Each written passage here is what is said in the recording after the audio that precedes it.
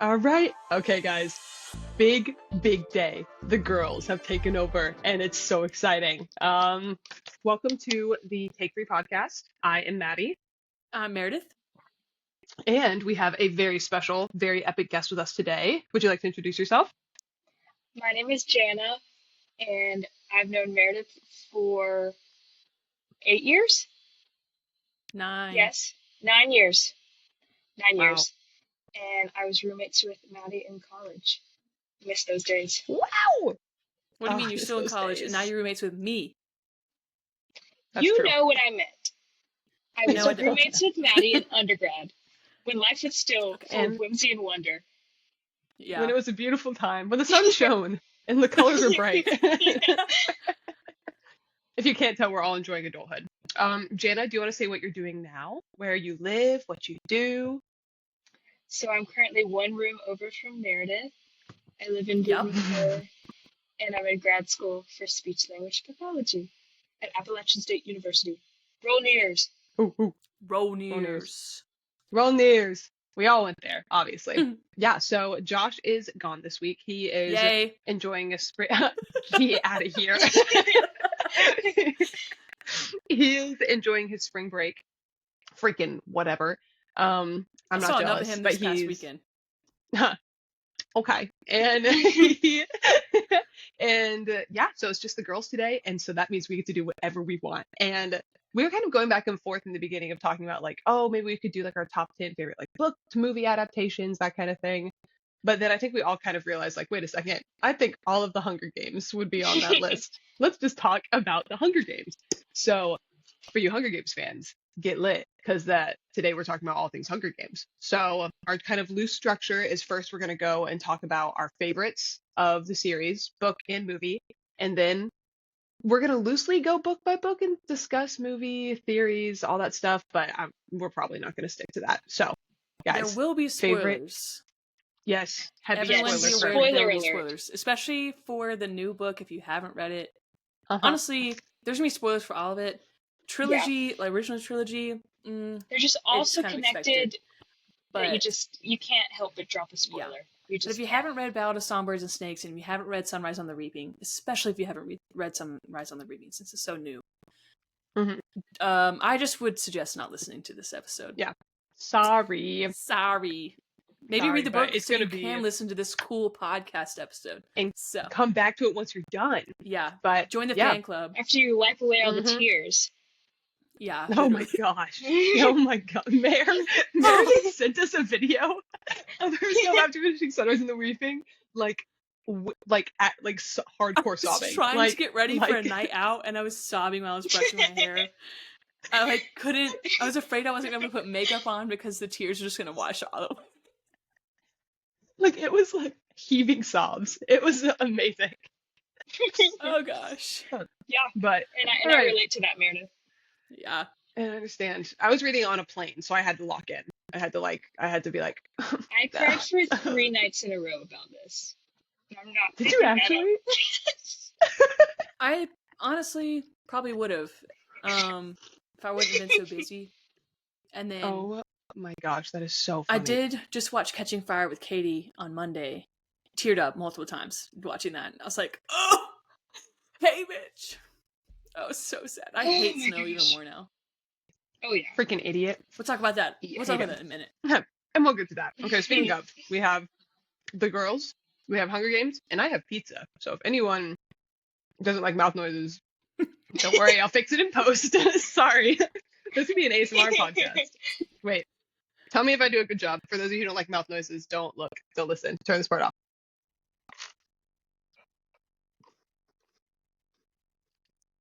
It's crunchy pizza. Was that good? It's really quiet. It'd be better if you didn't talk Oh, with your man. mouth full. Right. Dang it. You got me there. All right, don't worry. The ASMR has ended. That's the beginning and end of my career. Okay, now in honor of Josh, let's dive in. Yeah. Is that good? Oh, does he do that? Yeah, let's do it. Boom. Okay. No, he just says, let's dive in. Hey, does that mean Hey. you haven't listened to any of our episodes, Jana? And she Some like gets and best she friend doesn't you are. listen. Bailey is gonna kill you that you got on before her and you haven't listened. Hey, that's okay.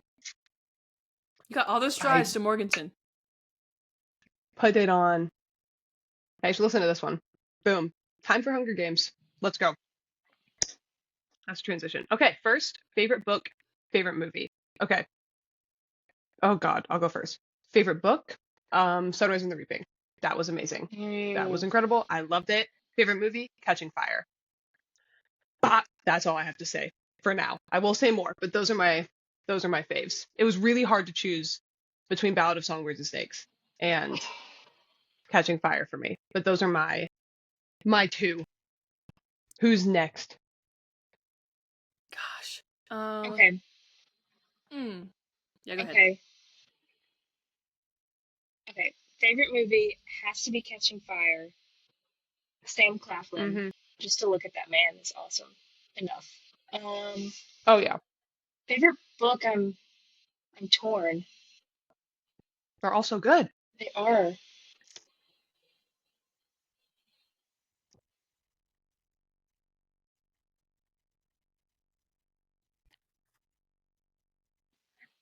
I'm gonna say Ballad of Songbirds and Snakes. Because I think Okay, that made I didn't me expect that. fall back in love with the series. It Mm. was just so well done, and the ending was awesome, in my opinion. I have it with me.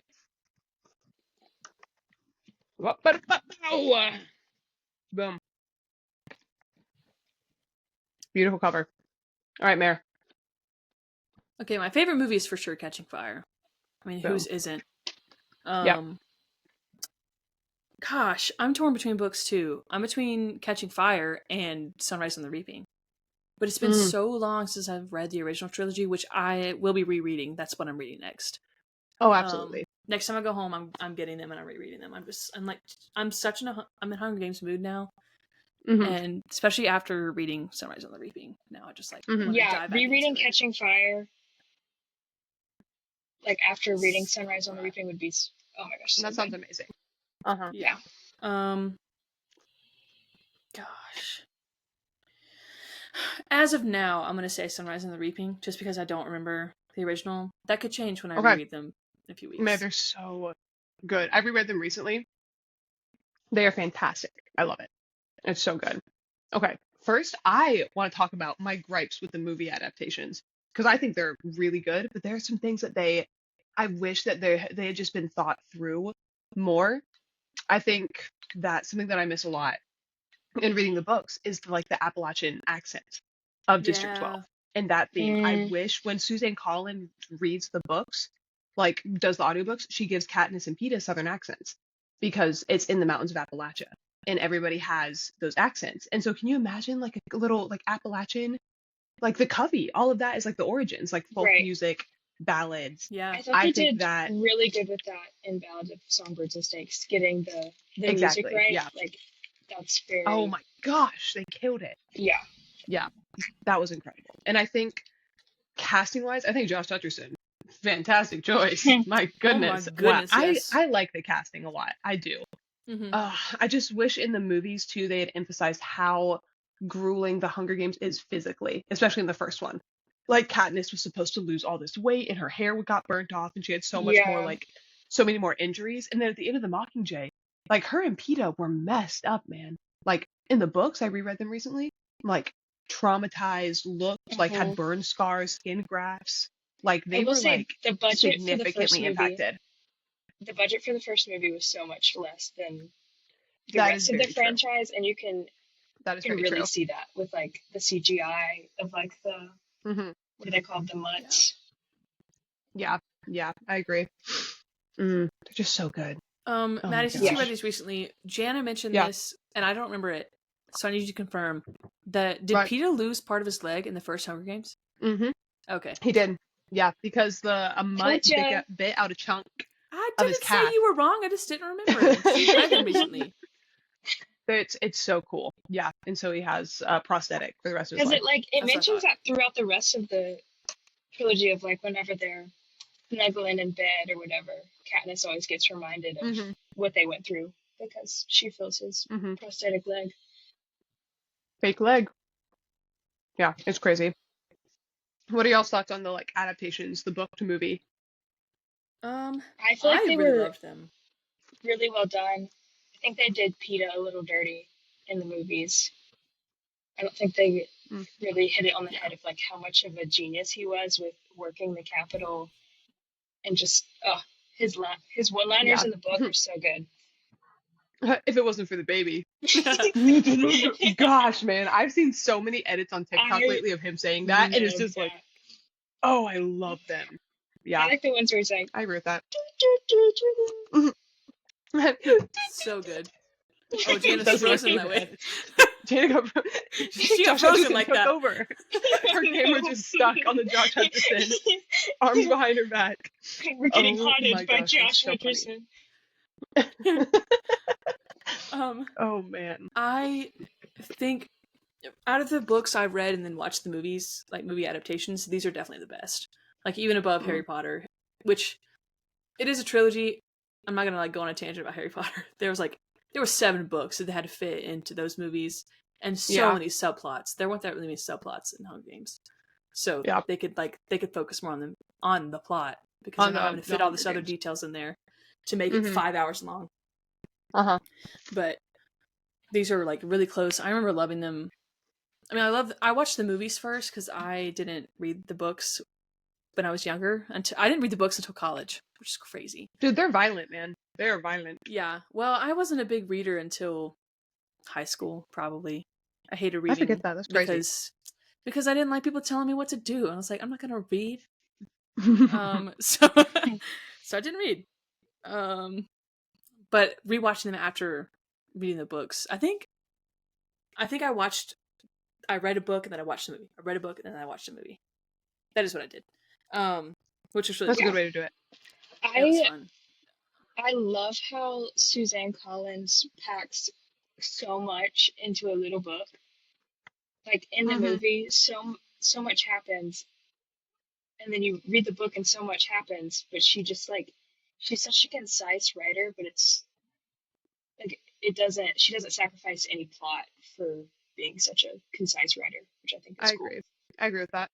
Like and too, I think it's so interesting how much time like is spent pre-Hunger Games. Like there is so much time establishing like the world. Yeah. And the dynamics of the training and the like how it's like a show. Yeah, I think it is done very, very well. I think it's so cool. She's like a freaking really like Ballad of Songbirds. Yeah, there's like not that much time spent in the arena whatsoever. Like in that one. Yeah. And two, I love how she shows the progression from the 10th Hunger Games and Ballad of Songbirds and Snakes to like the 75th Hunger Games and Catching Fire, and how like it becomes the performance and just like what it is. It's so interesting. Yeah. Yeah. I mean, it makes sense for the 10th Hunger Games not to be as long because it wasn't a show yet. It wasn't like everybody wasn't forced to watch it yet. Yeah. Yeah. It's so good. It's so cool. Okay, what are some favorite characters? Like off the bat. Haymitch. Book, movie. God, yeah. Number one is Haymitch. Always was, even before Sunrise and the Reaping. Gosh, I love that man. And then Woody Harrelson, perfect casting. Like incredible casting. I don't think anyone could have played Haymitch better. And I love Woody Harrelson. Y'all know that. Look at that little smirk. Yeah. Okay. And then second, Peeta. Haymitch and Peeta are my favorites. I do like Katniss. Yeah, they're pretty great. For the most part. She is stupid. You like Katniss? Yeah, I know. I don't like Katniss. I like Katniss because she is stupid when it comes to Gale and Peeta. But like she's also just trying to survive, man. So I have respect for her for that. But then Peeta is also perfect. Like Haymitch's line of you could live 100 lifetimes and never deserve that boy. Nothing could be more true. Nothing could be more true. The delivery of that line in the movie too is perfect. It's so good. It's so good. And I think this is a tangent, but I think that's something that's so well done is it's in the book, The Mockingjay. Like Katniss is being herself, of like kind of like brash and kind of rude and that. And Peeta Mutt Peeta, like after he's affected and like manipulated, he laughs. He's like, "Man, you sure are a piece of work, aren't you?" And Katniss has this whole inner monologue of like, "I realize I hate this version of Peeta because he sees me for who I really am, like rude, brash, hard-headed." And the Peeta from before just kind of saw, yeah, a different version of me, like a kinder, softer version than I actually am. And she's like, "This new Peeta sees me without any of that because he's not in love with me because he's evil and mud." And so it's like, gosh, it's so good. Yeah, it's amazing. But I want to hear, Jenna, what's your take on Katniss? It's so good. Katniss, what's your she take just there? gets on my nerves just with how brash she is, and I never quite understood like why she got so upset about the bread being thrown to her. I just thought that was so dumb because I'm not like that at all. I mean, I understand it now after like reading the book and like her side of why she got so angry, but I just always think that's stupid. And then she took to the last 20 pages of the book to finally make a decision between Gale and Peeta. And that was only because Gale killed her sister. So yeah, that was rough. Okay, Katie and I were talking about this Monday, and I totally agree. Kat was so stupid about Peeta and Gale, and she should have chosen sooner because the answer was so clear. Obviously, it should be Peeta. But Katie and I were discussing that, like, I think it took her so long to choose because Peeta was kind of chosen for her. That was her way of survival. And Kat is, like, as brash as she is, hates people telling her what to do, hates not able to live her life the way she's... I think this is why I have so much respect for her, because I'm alike in that way. Yeah. I hate people telling me what to do. I just do. Sorry. But, like, I think that was... She felt like she didn't have a choice, but Gale, like, could have been her choice had she been able to stay in 12 and didn't get reaped. All this. So, like, she was hanging on to that because that was her life before the Capitol had its grip on her and she had to, like, perform and to survive. So I think that was part of the reason she was, like, pushing Peeta away and held on to Gale for so long. And then, like, even though she was falling in love with Peeta, like, she starts falling in love with him and catching fire. And when that kiss on the beach is when she realizes that she's like, oh, shoot. Wait, I kind of want another one of those. Yeah. Give me that. Yeah. And, like, she's in love with him before she even realizes it because Finnick realizes it. I forget what his quote is, but he's like, "You love him. I don't know in what way, but you do," or something like that. Anyway, I think that was why she held on to Gale so long, because he felt like it was her choice rather than being pushed or forced into it. But then, obviously, he has a hand in killing Prim, so she's like, hell nah, Peeta all the way. So, period. Me too, girl. Yeah. No, I think my take on it is that she's like, brash, hard-headed, but I kind of like love that we have like a female main character who's like that. Who's, well, most are actually, but someone who's genuinely just like, but every boy likes me and I'm so good at manipulating people and charming and this, that, and the other. She's like brash, not good at talking to people, not like, that's Haymitch's whole thing of like, you have the personality of a dead slug, like not all that. And so I think I agree with Mare, like the take that Peeta was kind of like chosen for her and given to her, and that is just like what she doesn't have a choice in that matter. And so she takes longer, I think, too, because like that isn't what's on her mind, like with like the Hunger Games and then Snow like threatening their lives, and then her love for Peeta having to be a necessity to survive because President Snow's like, make me believe it. And so that's the only thing in her mind, like she can't let attraction naturally grow because she has like their lives hanging in the balance with President Snow. Like she's so like, I have to make this an act, I have to make it believable, that she doesn't actually have time to like fall in love with him herself. Now Peeta is an angel and amazing, and if I was in her shoes right off the bat, okay, but I also have a lot of sympathy, and I think it's really cool how Suzanne Collins like manages to portray that in an interesting way. But dude, dumb idiot Gale. Oh my gosh. Dummy. Dummy boy. Dummy boy. Okay. Now, Liam Hemsworth is nice to look at, but Gale still sucks. You can't convince me that anybody who... Wait, okay, let me start over. Anybody who says they're Team Gale is just because they've seen Liam Hemsworth as Gale. They haven't actually read the books. That's what it is. Amen. 100%. It's just because they're more attracted to Liam than to Josh. Not because they like Gale over Peeta. You can't convince me otherwise. He's so like gruff and and it's like I've seen people compare it's like with him and Katniss it's like fire and fire, but Peeta and Katniss it's like water and fire. Fire boy and lava girl? That's not it. Fire boy and water girl. Boy and fire girl. Shark boy and lava girl. That's why I got to mix up with Shark boy and lava girl. Exactly. I said lava. Fire boy and lava girl. No. Ooh, that's wrong. Katniss that's and Gale. Katniss and Gale. What's the theory of like Lucy Gray is the coal, Haymitch was the spark? Oh. All right. So let me in on this. Hold on. Wait, let me actually pull up my text to Jana. I sent her, y'all, so many things, but just the connection. Oh no, you got me started. Okay. So the fact that all of the only victors from District 12 are so connected is something that I'm obsessed with about these books. So Lucy Gray from Ballad of Songbirds and Snakes, the 10th Hunger Games victor. Haymitch, the first quarter quell, 50th Hunger Games victor. And Katniss. Katniss volunteered. Haymitch was like just basically forced into it. And Lucy Gray, the mayor's daughter, paid for her to be the one chosen. So none of them were fairly actually reaped. And so, wait, let me see it. Lucy Gray was the coal, Haymitch was the spark, and Katniss was the flame, and Peeta was the oxygen. Fire cannot survive without oxygen. Oh! It's true! Gosh, dude, it's so crazy. Good. Yeah. Oh my gosh. Yeah, it's so cool. But then too, okay, I feel like most of the theories that I'm going to be talking about are Sunrise and the Reaping oriented, just because it's so good. It connects all of the books. It does. It's fresh in our minds. It really just connects all of the books. Mm-hmm. It answers questions I didn't know I had. And so, yeah. So I'm gonna drop a theory. Okay.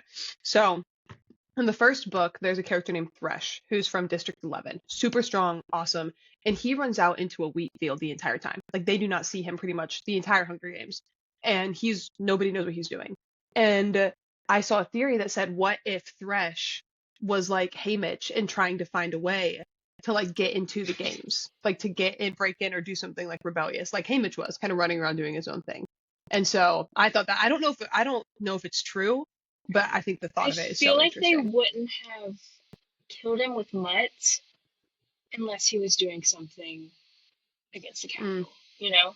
Because we've seen in Sunrise on the Reaping that I think every person killed by a mutt had done something against the capital, right? They were aiding Haymitch. Yeah. Yeah. Mm-hmm. Or like they like were unwittingly doing it because they were with Haymitch. Because I mean, Ampert willingly did it, and then Lulu. Well, Maisley killed the game makers, and the other. That's true. What was it? The other. Yeah. The career. Welly. Oh. No. That helped kill the game makers. I can't remember her name. Oh gosh, I don't remember. Starts I know with an S. I can't remember. Mm-hmm.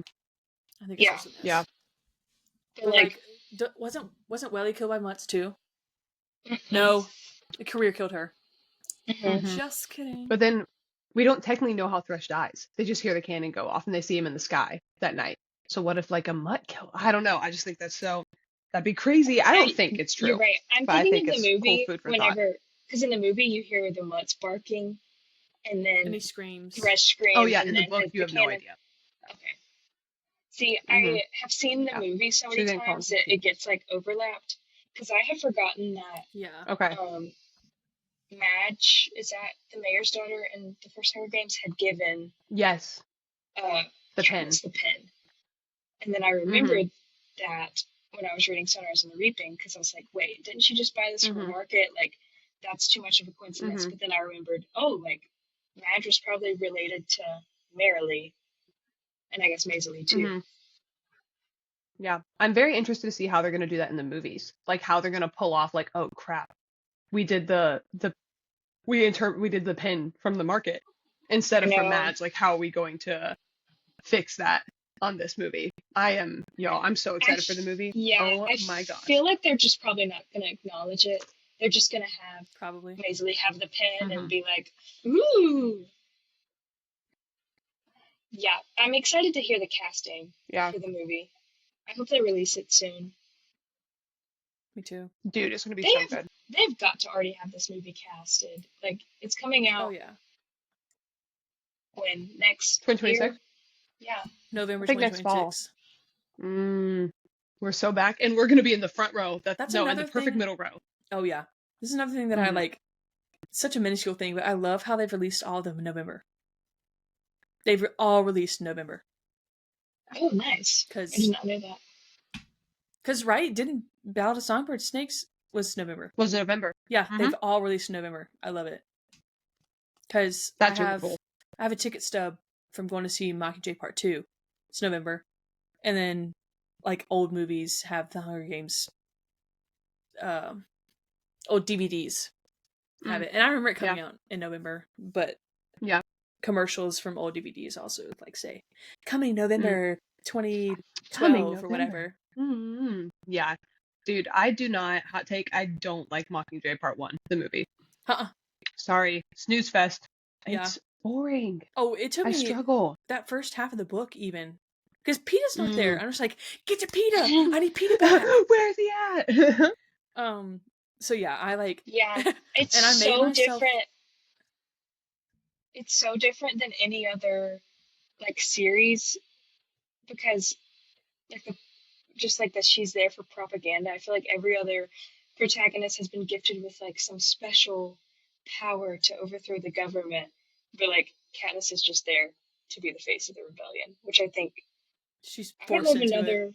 Yeah, I don't know of another book that's quite like that. I'll tell you who annoys me. This is a little tangent. Triss. Go ahead. I compare every Triss from Divergent. I compare every female protagonist to Triss, and they're all better than her. So that's why I respect them, because Triss was literally the worst. She wanted to die from the beginning, and she deserved what she got because she died. She asked for it. Boom. I haven't read those. Sorry. Gosh, me either. I will one day. I don't think I will. Honestly, the first one is really good. The second one's pretty good too. But like, Trish just pisses you off. Like, I tried to reread them a few months ago, or last year or something, and I didn't even finish Insurgent because I was like, I hate you, Triss. So I'm gonna quit reading now. There you go. So that's the reason why I like Katniss so much, because I compare her to Triss, because they also came out in the same time. Like, that was... Like, era. Yeah, same era. The dystopian era. Yeah. Yeah. And Katniss is just... Even though Katniss isn't perfect, which no protagonist should be, Triss makes her look loads better. Yeah, it makes her look worlds improved. Yeah, I agree with that. Very much so. What was the most shocking moment in Sunrise of the Reaping for y'all? Or, like, some of the most shocking moments? That's a good question. Like, some of, I'm just gonna name a couple off the bat. When you hear in the distance, like, a girl walking through a door going, "It's going to be a big, big, big, big day." I was like, yeah, my jaw dropped. Yes. I was gagged. And then freaking when it was like, "I'll be right back, hey Mitch, I'm gonna go get my bow." I'm like, kindness, dad.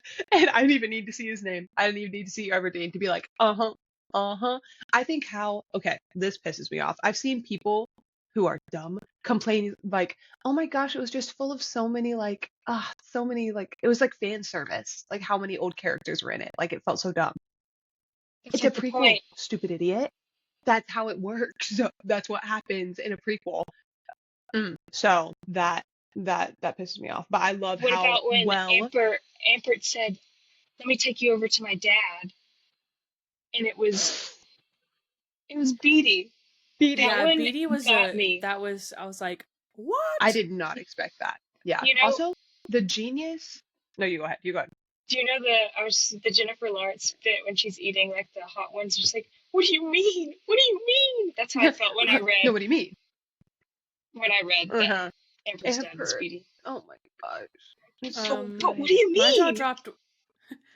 jaw dropped when the Llewellyn remake came out. I said, "Oh yeah." Yeah, because at first I was like, "How'd they bring her back to life?" I was like, "I'm not gonna like this very much if they brought her back to life." I immediately knew it wasn't her, but I was like, no freaking way. They like.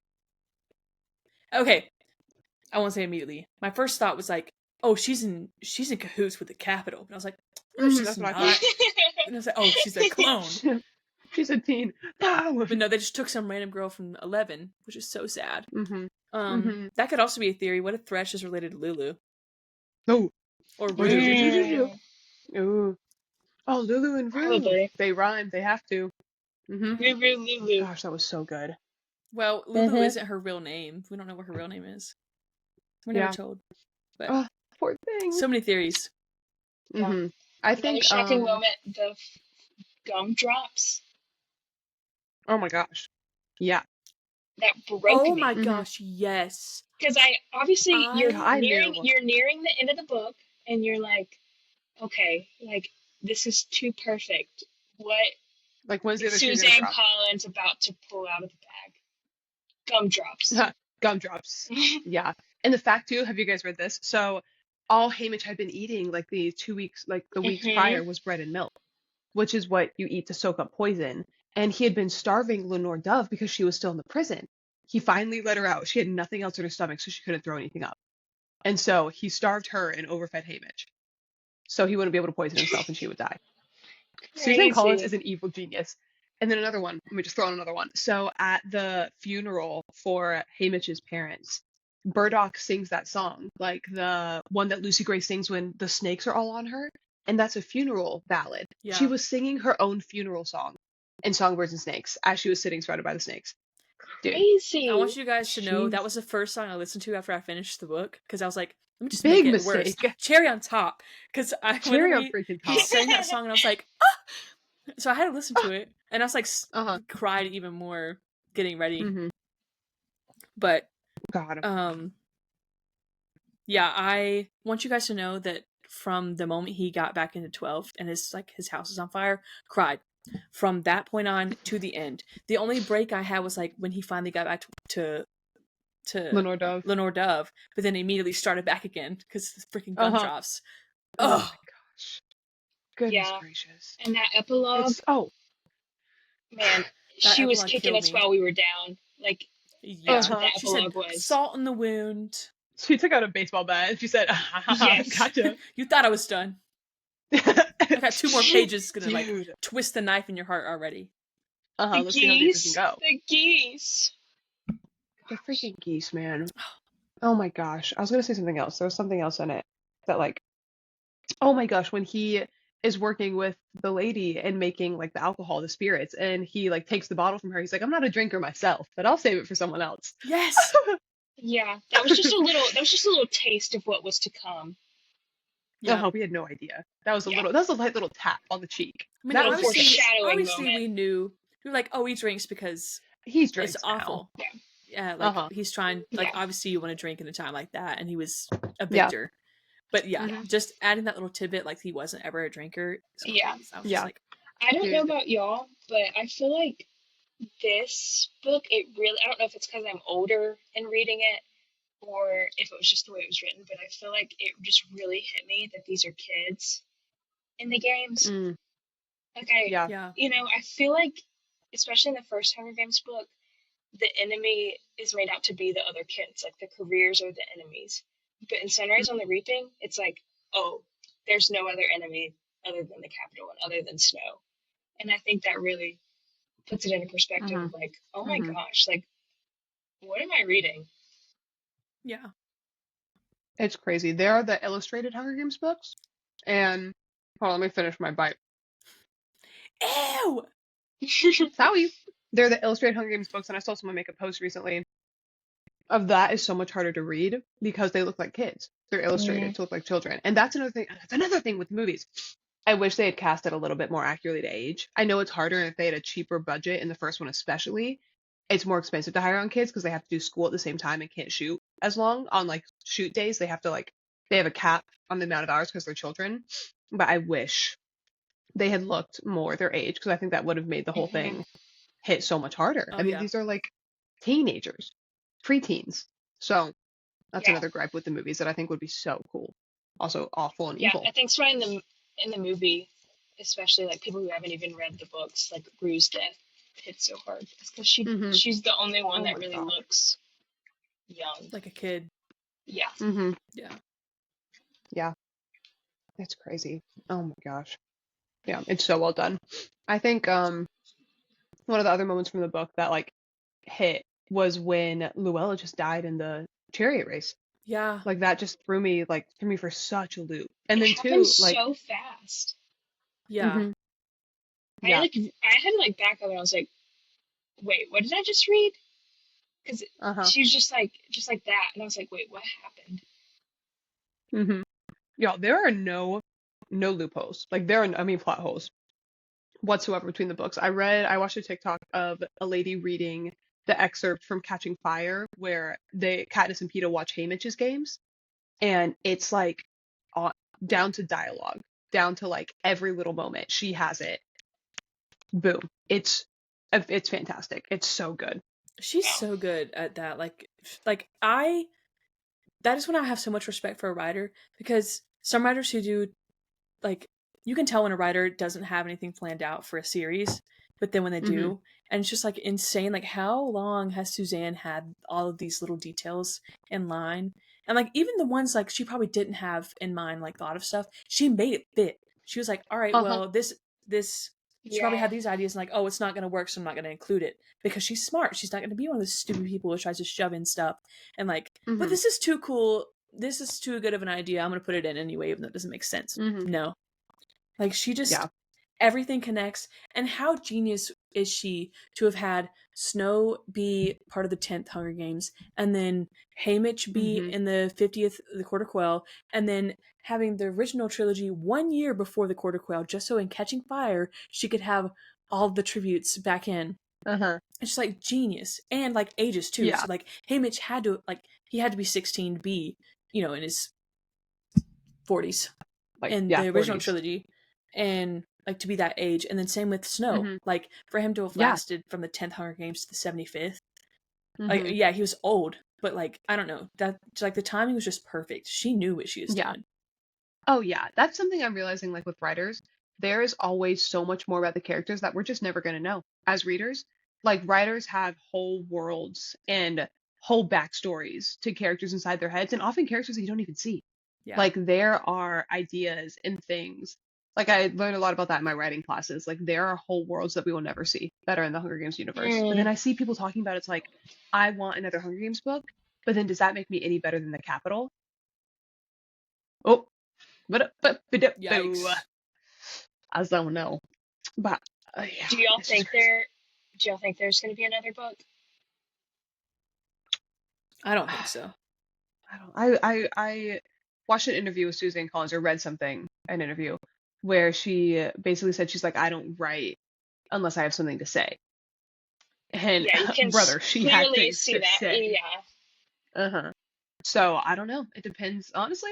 See how the political climate goes over the next couple of years, and then she'll bust out something else. What would it even be about? Possibly, I've heard rumor of Phoenix Hunger Games. Oh yeah. Or Plutarch Heavens Be, his story, like how he becomes what he becomes, like double agent. He's a fascinating character. I think she's done, just because all the books have been about District 12 victors. There's no other District 12 victors. I don't know. I would, if she writes something, I'll read it. I'll read anything she writes. Oh yeah. But I kind of, like, I'm very content with it being left like this. Like, I think. Me too.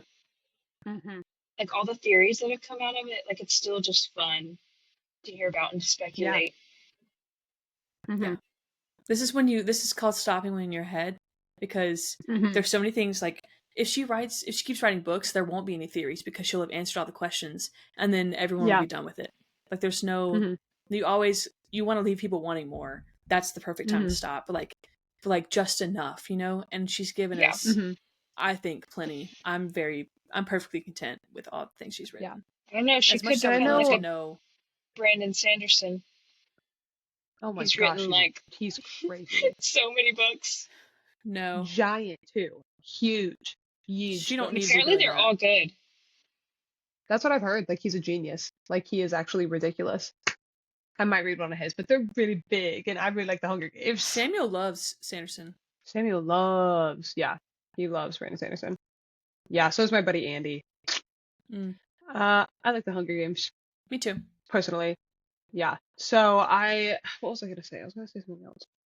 I think I've heard people say that a Finnick book would be really hard to read because the whole thing with the capital is they sell him physically to people at 14. Yeah. Dude, that's when he won the games. 14 years old. Yep. Ew. Ew, ew, ew, ew. I No. don't think we'll get a Finnick book. I don't know. I'd be shocked. I don't think we're gonna get any. I've seen people talk about they're theorized there may be another book because so far there's a sister book for every book. I think I told you about this. Hunger Games, Songbirds and Snakes. They are sister books to each other. They are kind of like they're paired together, backstories of one another. And then the Catching Fire, Sunrise and the Reaping are sister books. They're paired, like prequel for each other. So people have talked about maybe one more for Mockingjay. What do you think the prequel of that would be? It could be Finnick. That's why people theorize Finnick or Plutarch. That's why the two. My thing is, I just don't feel like she could write a book that would tie in so well with all the other ones. Just because, like Janice said, they're all District 12 victors. If we did Finnick, there's no tying I never thought about that. anyone from District 12 except for if he maybe crossed paths with Haymitch when he was mentoring. Yeah. It's very like unlikely that he did cross paths with them. Yeah. So it'd be all new Sunrise characters. on the Reaping, it would be completely new characters. Yeah, Sunrise on the Reaping, it just like put everything together. This next book would kind of be over here because everything's already together. You know? I agree with that. Like there's really no more big reveals to be had. Like we know how the revolution started. We know that Snow is crazy. I agree with that. Like, it'll be very interesting. Yeah. Yeah, I agree with that. I think it'll be interesting to see what happens if it happens with the next one. I would be very shocked if another one comes out. Me too. I'll be very, very surprised. Yeah. I'll read it. I'll be happy and excited. I wouldn't mind. But I don't know. I think it's done. Yeah, I would be surprised. It's just such a fascinating universe. Evil and scary, but very, very well written. It really is. I think one of like it may be my favorite book series now. It's which is big for me to say after Captain Harry Potter over here. Yeah. That but I think it's just fun to talk about because I feel like social media has really made it blow up too. So all the theories going around, like you've read the book, but then you get to experience it all again by like reading all these fan theories and like you know, it's just that's why I cried 3 nights in a row because of a comment that I read. That'll do it. Yeah, that's how it is. I mean, Harry Potter was like that too. You had the Marauders. There's a whole fan fiction written about Marauders. No, there's a whole nother world. Yeah. Like, did you read those, Matt? I didn't read them, but I know a lot about them. Yeah. So I went, dude. The chokehold that Marauders Pinterest had on me as a middle schooler. Oh my is gosh, concerning. me too. Wow. Harry Ben Potter Barnes? fan art, dude. Oh my, those fan castings. That just fueled my love for Ben Barnes as Prince Caspian. I'm re-downloading Pinterest right now so I can see how many pins I have saved with my Harry Potter Pinterest board from middle school. Oh my gosh. Also, too, the fan art for Sunrise and the Reaping has been going crazy. If you haven't checked out that scene yet, I highly recommend checking out that scene. It's phenomenal. It's phenomenal. I haven't looked at anything actually from that. Ridiculous. Yeah, it's actually insane. It's so good. Haymitch in the book has dark hair, correct?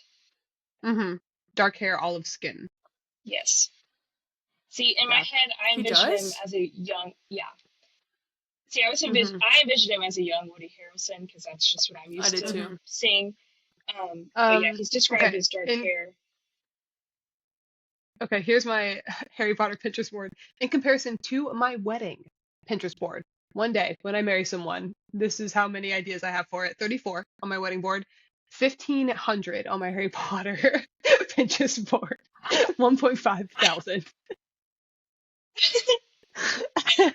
Y'all, oh my gosh. I was obsessed. Maddie. I'll stop. To audio listeners, I was just scrolling down on my phone continuously to show all the different things. Guys, it's a problem. Well, I have 82 pins on my wedding board, and 397 on my Zac Efron board. So I forget about that. Oh my gosh. And they're all different pictures of him. There's no duplicates. They're all unique. Dude, Oh, yeah. That's fire. I love that. Oh my gosh. Do, do, do, do, do. Do, do, do, do, do. I can't stop thinking about them. I love the fan art for this. Fan art has been ruined by AI. Some of it has. Oh my gosh. And I hate it. Like, it makes me so angry when I look up fan art and it all looks the same because I can tell it's AI. Yep. I want to chuck my phone in a volcano because I don't want to look at it. It's so stupid. It's freaking so dumb. Well, they talk about that in Sunrise of the Reaping. Did you catch that when Plutarch's like, yeah, there used to be this thing that would like write scripts for you and create things for you. He's like, but it got banned because it got out of hand. But he's like, oh, but imagine the convenience. She like directly references AI being evil. Crazy. Yeah. I hate Mic drop. I hate AI. Boom. Boomers. I hate chat. I like chat. GPT. Sorry. I'll say it. And you know what, Jana? I'll get you. I'll kill you. That's my new threat. I'll get you. That's okay. It's mad. I use it, man. I won't lie. I use it. It just made me not proud to say it. 5-day itinerary for Texas. So. Yeehaw, dude. Oh my gosh. In the olden days when you could just look yourself. Whoop-a-doo. I'm opening up Sunrise in the Reaping to try and find the AI quote. This is going to take me a while. We need to bring back having the table of contents in books. Yeah, literally. Where'd that go? Also, where did that trend? I keep meaning to order a what do you call it? I don't know, like a tab keeper or whatever. That's not the right term. But for your books, so like you can like put the colored tabs and color code it where you can mark quotes and mark like really good scenes you love or whatever. Yeah. And I have one saved in my Amazon wish list. Haven't ordered it. I need to. Oh, you should. That way I can mark stuff when I reread books, because I would love to do that when I reread Hunger Games. I'd love to do that when I reread. Would you actually mark in your books? No. Heck to the no. Mary won't even dog ear her books. Nope. Would you mark in your books, Maddie? Yeah. I love marking in my books. I never have, but I would love to, because I'm a dog ear girl all day long. Like sorry. It shows the love that I have in my heart for them. I know. I remember when I first made you, or like let you borrow a book, I was like, don't dog ear it. I know you do that. No, this is how Maddie read your whole series at the beach. She was like, she would like literally just crack it open like yay much. She was like, do you think I'm gonna mess it up? Does this look too bad, Shannon? You tell me the truth. And then she'd literally read it like this. I was like, Mare could feel me doing it. Bruh, no, I do this crap in my books. I do. I pull a this move sometimes. Hate it. Fold it over. Hate that. I fold over the back of it. So I'm like just sitting here like, so I don't have to do this move. Like my hand is a tripod. I'm a girl, not a tripod. So I do this. Sorry, that was my really forearm has never been stronger because it is a tripod. That makes period. Harry Potter, I did break the spine on those. There's creases, but they're huge. Yeah. How could you not? You have to. Yeah, honestly, it gets to a point where you just gotta. I'm gonna break the spine. Mm-hmm. But I'm not gonna fold it back. I forget. I watched somebody do that to one of my books, and I was like, no! Don't do it! Don't do that! Jana, do you care if I dog your Comedy of Nobodies? I won't do it. I won't. Jana, I own bookmarks. Yes, please use a bookmark. Don't you love how she never answers when you ask questions like that? You just know. You're like, I asked her a question about some shoes earlier, and I was like, yeah, do you like these? And she just said, I was like, no, you don't like them. She has a little like smile too. Like doesn't. Avoids eye contact. That's how she says no. I hate it. I despise that. Instead of you discussing it, like, Have you started it yet, Manny? No, I haven't. I've been too busy reading Dear John. Dear John. Pick at your brain. It's so good. I need to read it. It's next on my list. I love him. He's genius and so cool. I still need to pick at your brain about Heartless. Dude, you do still need to pick at my brain about Heartless. Oh man, aren't you pissed? Isn't she the dumbest girl in school? I hate her. God, it's awful. It's actually infuriating. Janet, you need to read it if you haven't. I almost stopped listening. Yes, I want to read it so bad. I was like, I don't blame you. Every time I read it, I'm like, yeah, yeah. Stop. Don't do it. Don't do it. Was it a 5-star read, Mare? I gave it 5 stars. Yeah. Because I was between 4 and 5, and then I gave it 5 because I just couldn't stop thinking about it and how good all the connections were to the original Alice in Wonderland, which I do need to read that too because I have the original, but I love the movies. Yeah, actually, it's Alice's Adventure in Wonderland. Okay, I didn't know that. But my aunt got me a really pretty copy years ago, and I never read it. I read like 20 pages, but I need to read that. But I also love the movies. I want to watch the Tim Burton Alice in Wonderland with you, Maddie. So do I. Everyone, you tell me that all the time. I keep telling you all the time, but you would love it, especially since you love Heartless so much. Like the amount of connections that I was like, yo, yeah, I need to very much so. Oh, it's so cool. Have you read her superhero series? Yes. Dude, that one goes crazy. That one goes to it's not the best, but I really love it. I enjoy it. They're not 5-star reads, but they're pretty freaking good. I got through. I flew through those. It wasn't. The ending caught me off guard of those. I agree. All right, that wasn't what I wanted. But it was good. Hello. Yeah. But I still approve. Anyway, whoops. Anyway, Hunger Games. Am I right, guys? We all very much enjoy reading, and we read a lot of books. We do, for the most part, but we love the Hunger Games the most. Jana, what would you say? Would you say Hunger Games is your favorite series of book? Yes, I would say so. Every time somebody asks me a question like that, I suddenly forget everything. So I'm going to say right now, yes. I agree. She hasn't even finished Harry Potter. Jana, that's crazy town. But that's a sign that it's not going to be my favorite because she doesn't want to finish. I really love The Lost Heroes, Percy Jackson. Oh, you're so right. Lost Heroes of Olympus. Yeah. The second series. I don't know. It's hard to compare those two series because they're just very different. Mm-hmm. So I don't know. I'm going to say Hunger Games just because of the depth and the themes.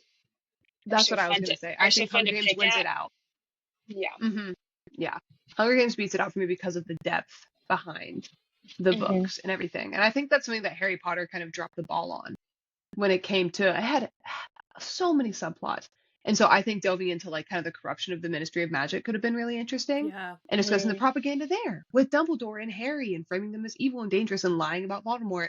But I mean, those books are big enough already, goodness gracious. But that was something that I think could be really interesting. And that's something that Suzanne Collins isn't afraid to get into. Or doesn't hesitate to get into in her books, which I respect Harry Potter, a lot. They really are kids' books, though. And that is true. Hunger Games are for like and these are like older. They're like PG. They're young adult, I'd say. Yeah, they're young adult. I would say Harry Potter's more like. I think they're considered children's books. Like Garrett was reading them in third grade, for sure. 4th grade. Yeah, that's crazy. I forget that. I feel like Harry Potter kind of was an advanced reader. It grew up with its readers, which I thought was cool. Yeah. Yeah, that's true. I think that this is really cool because those of us who read these books in middle school, now we're the age that we are now and getting to read them again. I think that's really cool. I like how that kind of like panned out. Yeah. I really enjoyed that. Mm-hmm. I thought it was impressive. All right. Any closing Hunger Games thoughts?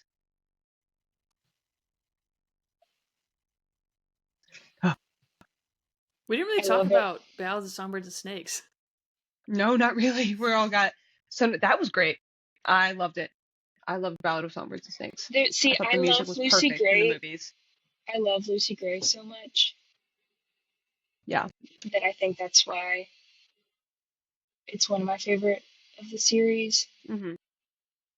And I just love the ending of how you aren't given a clear answer. Mm-hmm. Of whether she lived or died. Oh, here's a theory. Do you guys think Lucy Gray's body is in that grave? No. No. I agree. I don't think she's in there. I don't. No, I think that, and even too showing how Snow is insane. He would crazy, know and if her body was in that. He would dig up that grave to make sure she was in there. Yeah. Mm-hmm. If she thought he was in there, 100%. that grave would have been dug up. Just to make sure. Mm-hmm. Yeah, I thought it was so good. I thought it was so well done. I didn't love it as much as you guys. That's okay. Sorry. Mater. I don't know if it was because of the mood that I was in when I was reading it. Because I remember I wasn't in the best book mood. But I made myself read it because I wanted to read it before the movie came out. And I think I was like right on the line. But man, it was really, really good. But I almost want to say it was my least favorite in the whole, like, out of the 5. Wow. Yeah, that's okay. I won't go that far. But it's down there. But I think I loved getting to know Snow and, like, his backstory and why he's, like, insane. But I think it's because I hate villains. Like, I'm not that kind of person who's like, oh, but, like, this is where they come from. I'm always just one of those people like, no, they're a villain for a reason. I don't like suck. Them. Yeah, there's very few villains. That book did not make me like Snow anymore. I just loved the backstory and, like, seeing his like downward slope and, like, his thoughts and, like, how the thoughts were always there, but then it's just so good. It took definitely with the evil mentor, like bringing that to light, like kind of embedding that in him was really interesting. Yeah. I think that. Sorry, go ahead. Wait, you go ahead. Oh my gosh! I think I'll just say this theory. Sorry, Janet, go ahead. Janet can go ahead. Sorry, no, I think Maddie will really appreciate this. Okay. Crazy thing I read today. So Snow had Gale. Gale was his mentor. Yeah. Flip side of that, Gale had Coin. I saw that. Yeah. I saw that. Yeah. No, that's good. Like, Coin would have like the mirror of each other. Like, I just feel like there's so many mirror characters throughout the series of, like... I agree with that. I don't know. That's fire, actually, because I could see... Yeah. Gale becoming trained into something that he's, like, had the potential to be, but wasn't until that moment. Right. Yeah. That's crazy. Oh my gosh. And have you seen, like, the difference? It's like Peeta versus Gale is like the baby bomb, which Peeta gives, like, oh, but if it wasn't for the baby, versus the baby bomber, Gale. Yeah. Because of I've seen France. that. Insane. Oh my gosh. Wait, Mary, what were you gonna say like 2 minutes ago? I like Katniss better than I do Lucy. I know Jen hates me for that, but I don't know, something about... You agree? I think I just have more attachment to her, and Lucy Gray is just like, well, luckily I'm not made out of sugar. Okay. Yeah. And what about it? I like her, but I'm just like, yeah. I think... Yeah. I don't know. I feel like maybe it's because I resonate more with Katniss, or I want to resonate more with Katniss. But something about Lucy, I just like... I didn't dislike her, but there was an part of her that annoyed me, and I don't know why. But I think it was a whole like, well, luckily I'm not made out of sugar. I think it was like that side where I was like, do you think you're projecting that you don't like her because of Rachel Zegler that played her? That is definitely a possibility. But I tried to keep Rachel Zegler out of my mind when I was reading it. Because of that, I was like, I don't want this to. Dude, take. I think this is my take on it. I think Rachel Zegler ate that up. Oh yeah, I think she was so good for that. Perfect. And I don't even care that it was like. I think she was great. I loved her in that movie. Yeah, I'm not typically bad about letting my bias of people in real life affect me, like loving a story that they're in or movie. So, I'm sure there was like a minuscule part of me that was like I definitely imagine Rachel Zegler playing Lucy when I was reading it at some parts. But I just don't like Lucy. Just wasn't my favorite character for some reason. I don't know. Yeah, I think I just struggled because she felt very performative, which makes sense because she was performing literally the whole time. Yeah, that with was Snow, and we get to see Katniss's unfiltered thoughts the entire time, and she's not performing, not once. That's her whole thing. She cannot perform, and then you have Lucy Gray, who's the exact opposite, who all she like to survive, she has to perform, and to survive, Katniss has to be real and raw and unfiltered, and to survive, Lucy Gray has to put on this show, and so I think that's something that I think that's kind of what I was just like, oh, is it? Man. Yeah. a performer forced to survive and a survivor forced to perform, or what was it? Forced to perform. Yeah. Yeah. I think it was that. Yeah. Survivor. That was Katniss, a survivor who was forced to perform. Yeah. And a performer forced to survive. Or might be the other way around. I don't know. I don't know if it said survivor, but something along those lines. Yeah. Something along those lines. I don't know. Yeah. I feel the same way that, Mary, what you just said about Lucy, just switch the name out with Katniss. I just don't, something about her just irks me. But I think, I just, I can't do it. I'm very hard on protagonists, though. Always. Yeah. Unfortunate. Me too. That's why I couldn't get into freaking Throne of Glass. Yeah, don't read Assassin's Blade first. Read Throne of Glass first. Okay. Because I really think you would like it, Maddie. Really? I'll just have to read it and find out. You don't think she'd like it? I don't think she'd like the first book. Oh, well, yeah, no. Okay, I just gotta get through the first. You just need to know a little bit more about I'm not enjoying it as much as I would have hoped at this point. Okay. What book are you on? How many books do y'all read at a time? How many books do you guys read at a time? At least 3. Usually just one, but because this is the only time I've ever read 2 at a time. I was reading Sunrise and Reaping and Heartless, which... Crazy move. Insane move on your part. There were some parallels, though. Hang on. Wait, let me think. In my brain. Maybe I just made these up because I was reading at the same time, but... Wait, don't drop any spoilers. I'm not. Because I am blanking right now. I'll tell you whenever I call you. We can talk about it when we do our Heartless debrief. Yeah. Our Heartless debrief. I'll get the parallels together because I remember thinking when I was reading them. But now I'm interested to hear. Yeah. I think something else too. I just love the movie Songbirds of Snakes. Speaking of that, I just love that movie. Yeah. I know that it doesn't portray Snow as good as the book does, obviously. But gosh, I just loved it. Yeah. Josh claims before all the time, he's like, Maddie, it was not good. He just doesn't like Tom. He just doesn't like that. The actor. Tom Blythe, is that his name? Yeah. Yeah. But he also just doesn't like, Josh always says that he doesn't like, he hates when people are like, well, if you read the book, then the movie would be better. He hates that. He's like, no, that shouldn't be an excuse to just be a good movie, like, objectively. That just doesn't make any sense. Movie. And I'm like, no! Not when you're coming, you cannot portray all of the thoughts that went into Snow's head in a movie. No matter how talented of a director you are, no matter how talented of an actor you are, there's just some things, unless they just had chosen to do a dialogue of his inner monologue over the movie, which doesn't fit at all. I don't think that fits the vibe. Like if they pulled a freaking Fight Club or something. Yeah. Yeah. No. Yeah. No, thank you. No, thanks. I don't know.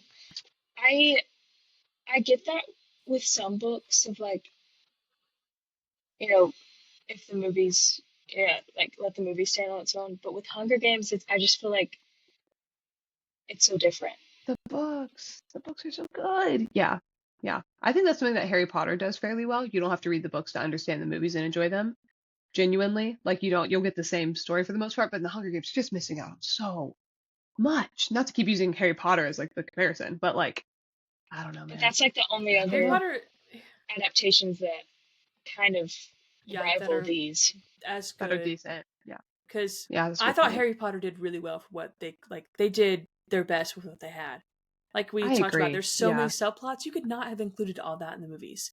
They would have been 4 hours long each. They're already 2-3 hours. Are you gonna watch the new series, Maddie? I don't really want to. I probably will, but I don't want to. It's not.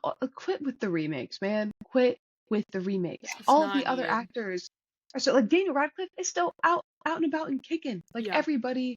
Those movies were what made in the early 2000s. Late night, very end of the night, that makes me wonder that if the Hunger Games will ever get remade. Heck no, they better not do that anytime soon. They better not do that. I better be Susan dead. literally just released a new. I do not want to live to see the day that those get remade. Yeah, I just do some original stuff, man. Come on. Yeah, come on. Yeah, I don't know. I probably honestly I might, but after Percy Jackson, I was disappointed.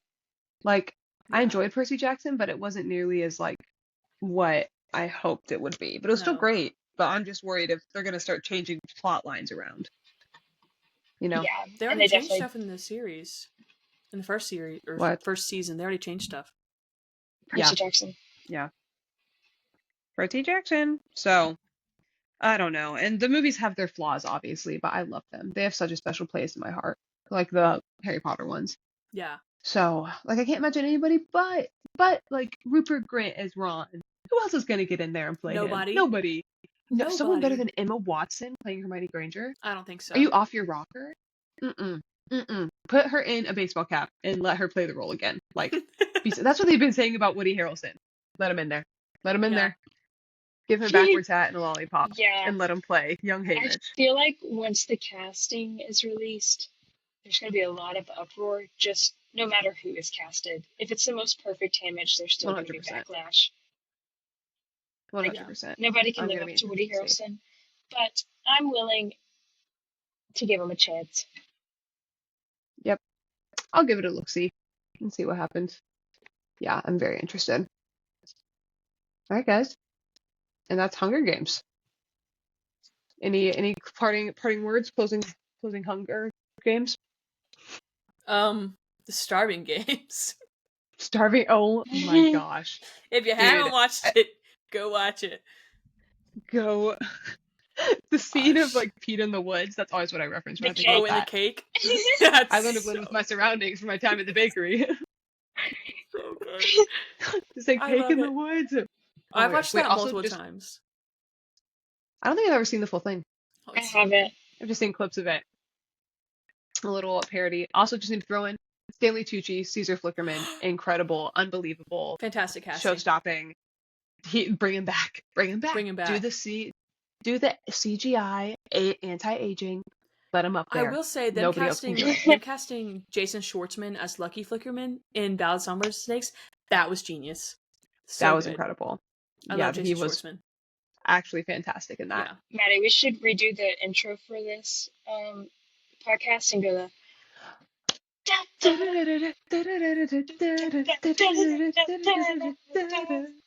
I forgot. I literally thought about that too, like a couple days ago when we were talking about what we were doing. I was like, I'll totally do that in the intro, and then I completely forgot. Hey, clip it. So good. Edit it. Gosh, it's so good. Here, we'll redo it. Man. We'll pretend. I'm kidding. Perfect. All right, guys. Well, that was Hunger Games. I hope you enjoyed us just talking about, apparently all three of us, our favorite book series at the moment. So that's been my favorite series for years. And now it's like even further ahead of everything else. Now that even Song of Snakes and Summer's of Reaping. Yeah. Oh, yeah. It's like, it wasn't a couple years ago probably, but it's fully become that now for me. It's there. But I love it. Harry Potter's close second, but yeah, Harry Potter does duke it out, but yeah, I don't think so either. Especially if she releases another book. Whoa, she pop off. Yeah, but thank you guys for listening, for watching. If you're on YouTube, we had so much fun. Jana, thank you for coming. This was Thanks so wonderful. Thanks for having me. This was so fun. Of course, we had such a grand time. If we left out one of your favorite characters or one of your favorite books and or plot lines, or roasted one of your favorite books and or plot lines, sorry. Comment below what it is and tell us, and so we can probably not talk about it, but maybe we will. And yeah, this is the podcast. Thank you guys for listening and checking out the Take 3 podcast. We will see you next week. Don't know what we're talking about, but Josh will be back, and it'll be a fun little surprise for all of us. Oh yeah. Yeah. Oh boy, oh boy. All right. Bye guys. Thanks for listening. Bye. Bye.